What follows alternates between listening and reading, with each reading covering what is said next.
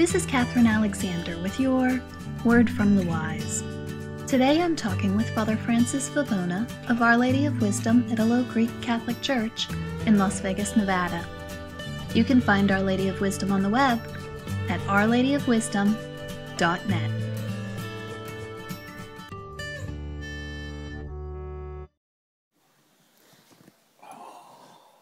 Father, will you please tell us about your church's history? The Italo-Greek history. The first immigration in America came in 1903. They came from three dioceses, Lungro, Reggio Calabria, and Piana dei Greci in Sicily. The Italo-Greek church was the Greek church until the 7th century. The church of the Italo-Greeks, the language was Sicolo. And then in the 7th century is when the Muslims invaded Albania, so on and so forth. The Albanians ran across from Albania to Italy, and they settled in those areas that we now call Piana dei Greci, Reggio Calabria, and Piana Albanese. Then it became known as the Italo-Greek-Albanian Church. But that's how the church developed into a larger amount from three dioceses. Now, when the immigration came to America, the immigration came in 1903, and the first priest that came, his name was Cyril Panola. Now, he was a celibate priest, and ultimately Archimandrite.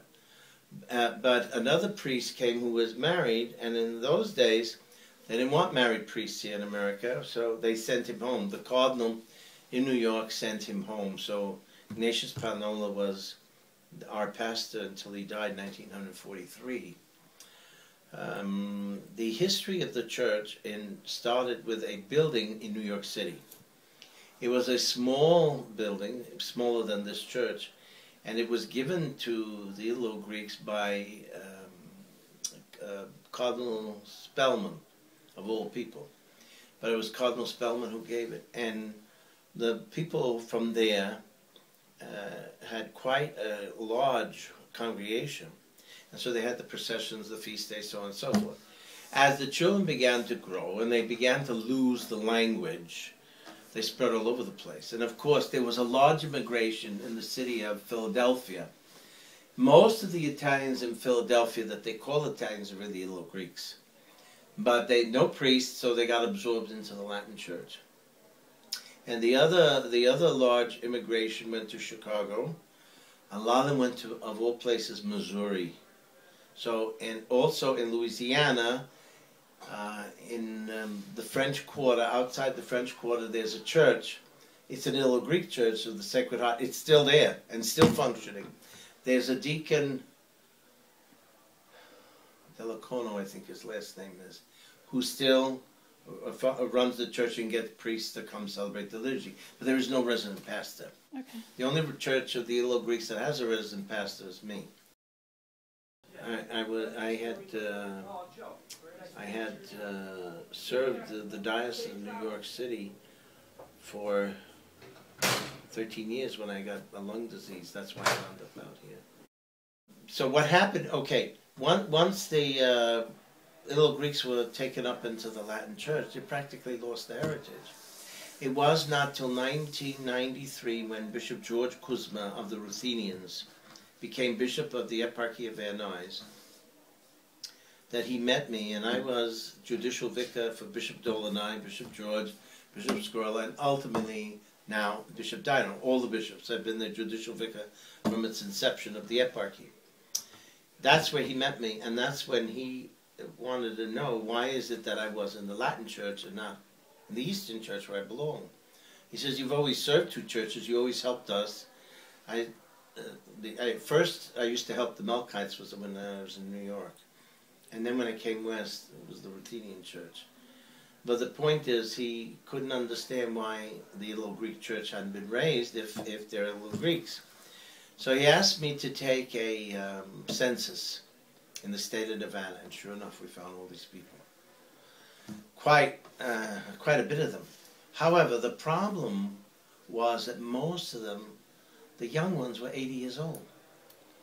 Because from what had happened in New York, after Archimandrite died, there was no immigration after that out west. And so most of the people, their grandchildren and great-grandchildren are here, but they were 80 years old. So Bishop George asked the Holy Father, I have the picture of the bolla, when he asked the Holy Father to raise the Italo-Greek Church here in Las Vegas. He asked permission of the Latin bishop to create the diocese. The eparchy stretches the whole state of Nevada, and the Jesuit was given for jurisdiction of the whole state of Nevada. So I'm sort of my own thing. It's kind of strange, but I'm my own thing. And then that's when we gathered the people. We had the first liturgy, 1994, at St. Joseph of the Mary Church, which is today, I don't know if you've seen him. Right up the road. Right up the road. And that liturgy is what brought back to life the Italo-Greek Church. And that night, I was consecrated Archimandrite. And from there, we started to gather funds in order to buy the land and build the church. And so the church has been functioning from '89, but there was no parish until '93. There was no head of church till '93, when he created the head of church, and that's how it came to be. May I just get my shirt? Sure. And so since '93, the Italo-Greek Church here came to life. The jurisdictions of Staten Island, I know that place. Excuse me. Baton Rouge, Sacramento, and LA. Those are the 5 places where we have people. And as I told you, in St. Louis, there's a large community. The St. Louis community, they still bring the priests over from Grottaferrata, which is the monastery outside of Rome. It's 1,200. Joe, leave the door. I got it. It's awfully dark. Yep. The monastery is 1,200 years old. So that's where the church comes from. And in the other parishes, how often do they have liturgies? Sacramento once a month. St. Louis once a month. But Baton Rouge every Sunday. But we have no resident priest, as I said. And then New York? Once a month. When they can get a priest. New York is the hardest of all of them. Do you travel to all of these? No. I have visited them, but I don't travel. No, thank you. Were you born in the United States? Yeah. My parents weren't. Well, I actually wasn't in the strict sense, but I was. At 19, I had to give up. In those days, you couldn't have dual citizenship. Okay. Yeah. So your parents had immigrated here? Yes. Yes, exactly. So the whole house, you had 5 of us were baptized Italo-Greek. 1 was baptized in Latin because there was no Eastern Church. Yeah, exactly. Your parish has quite a mix of people in it. You name it, we have it. How do they all come here? What is it that brings them to you? Well, you'll see, like, some of the women are married to Italo-Greeks. Some of them are grandchildren of Italo-Greeks. So what happens, the Italo-Greeks marry with the Russians, they're married with the Assyrians, they're married with the Ruthenians. So that's what I explained to you before, that they had gotten lost. And so what happens is also, we have quite a mix of people, because you don't have to be Italian or Greek to come to the Italo-Greek Church. You have to understand the language is Greek or Italian. That's what makes the Italo-Greek Church. What makes the Russian Church? The Russians will say you have to be Russian. No, it's because you use Slavonic. It's a Slavic church. What makes Armenian Church? You use the Armenian language.